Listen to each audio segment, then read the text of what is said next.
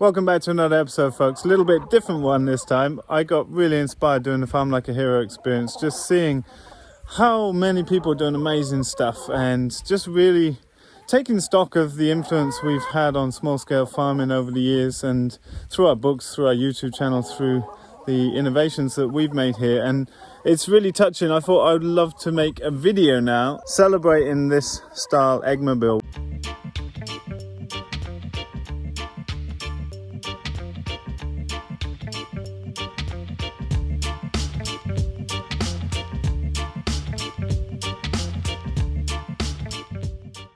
I've seen, hundreds of these all over the world now on Facebook feeds, etc. So what I'd love is if you have built a Ridgedale style Eggmobile or have been heavily inspired by our design in the build of yours, I would love to make a little video featuring everyone's Eggmobile pictures with the name of their farm, partly to help promote all the farms doing epic pasture-raised eggs.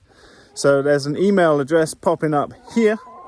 Send me a photo of your Eggmobile with the name of your farm in the email, and I will put together a video detailing all of the Eggmobiles that come up in this style. I really hope everyone gets to hear this, and I would need those photos within a week of this being published. So get on the case, send me a thing, and I'll help spread the word about your farm. And just be amazing to see all the different styles and colors and locations that people have them in.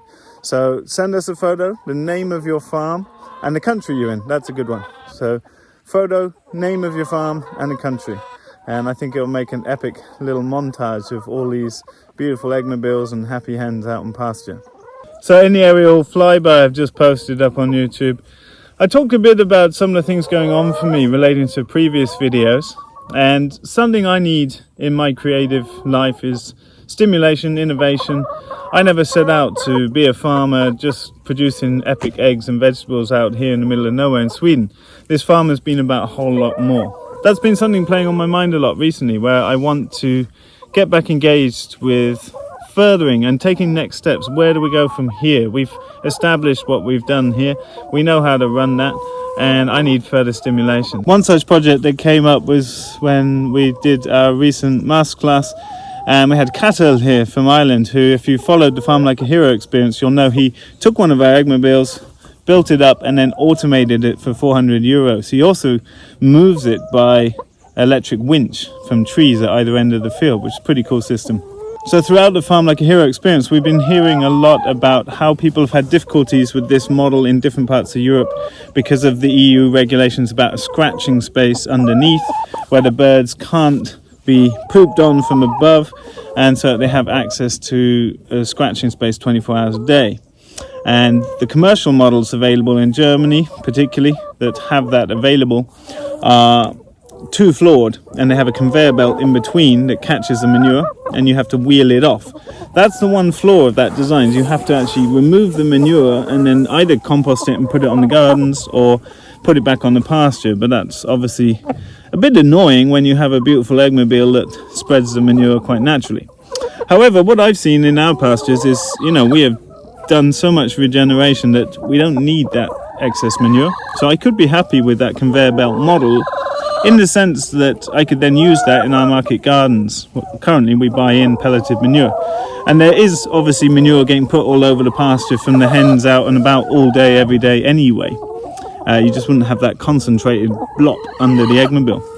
So what I thought about and started discussing with others is, why don't we do a build this winter and take all the best elements of the expensive commercial models, bear in mind the German models that are set up for EU standards and organic production, they're about 40 to 50 to 60,000 euros, and that's a big expenditure for most people starting out. It's obviously worth the cost if you're in the egg business seriously, but I think it's worth considering, how do you take the best of all models and do it home built, low cost, for like 4,000 or 5,000 euros. Yeah, the hens are attacking the phone, so it's getting hard to do this. But I thought it would be really cool to, like we've seen Jasper's, if you follow our channel, you remember Jasper in Germany, and his use of like the chicken caravan style egg laying boxes, but homemade, with the automations Cattle's put together, and then the integration of a scratching space that makes it bird flu safe. hey, etc.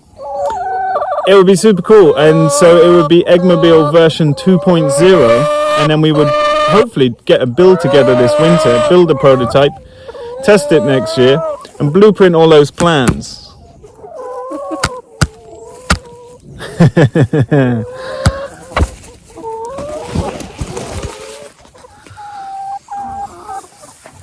So I'm not sure exactly what that looks like, but certain design considerations that will make this even more easeful. Now, I still stand behind this model as a super low cost way to get started. We can build this 1,500 euros. It takes an hour and a bit a day and produces 30,000 euros of eggs a year. But as we get older, things like automated opening in the morning, automated nest closing and exclusion of birds, automatic lights to help them get back in at night, and automatic closing of the actual Eggmobile, along with brand new energizers, the ones that Jasper purchased and talked about in the Farm Like a Hero experience. I've also now talked to Thomas in Poland that was here on the masterclass too. He bought one too, and they're getting 5,000 volts through 2 poultry nets in grass, which is fantastic. And so I think we would definitely be investing in new energizers. But I really like the idea of a home-built, all the bells and whistles Eggmobile version 2.0 that could be then spread out across the EU so that people can build that without any issue. If you look back at videos with Jasper, you'll see he got around his scratching space issues in Germany by putting poultry fence around the Eggmobile and building a hatch where they could go down to the ground below, as well as putting a temporary sheet that catches the manure at night. That got him through the regulations, but it's obviously far from an ideal working scenario. And then we've also spoken on the Farm Like a Hero experience to producers that have invested 40,000-50,000 euros in Eggmobiles. But the trouble is, I think the 40,000 euro version is only for 250 hens. And in my mind, 350 to 400 hens is the ideal Eggmobile size for cost efficiency and economic returns for the unit, as it were. So we're looking to build something for 350, maybe 400 birds. It'll be slightly longer than this to incorporate the double-sided nest boxes with the conveyor belt in the middle. It will be solar powered, and I don't think it would have food and water on board. That's something you get in these more expensive models. You get a week or 2 weeks worth of food and water integrated, but we're coming up every day anyway, so bringing feed is not an issue, and water we do on our pipe system I think is more practical, because when you start integrating feed and water, you're obviously getting up there with weight that you suddenly need a tractor to pull it around, and the design consideration would be the same. It needs to be pulled by an ATV, and it needs to be fitting through our gates and pathways on the farm. So something we've considered already is to make that metal frames and try and eliminate wood as far as possible in the design. Wood obviously is conducive to mites, so metal framing could make it a lot lighter and allow us to keep a bigger mobile that actually weighs the same as these do anyway, so it can be pulled easily by an ATV. And so that's a project I'm excited about to get my creative juices flowing and be a benefit to the whole in outsourcing these plans so that other people can jump on that. And I'll stress again, these work perfectly fine. There's just a little bit more labor input than is required if you put in the automations. And it's no big deal, but certainly if you can at a low cost afford to improve the design, then it's well worth doing. So let me know your thoughts about that in the comments below, and if you want to send us a picture of your version of a Ridgedale Eggmobile or inspired by us, please send your photo and the name of your farm, the country you're in, to the email that popped up, and we'll see you in the video soon. Bye for now.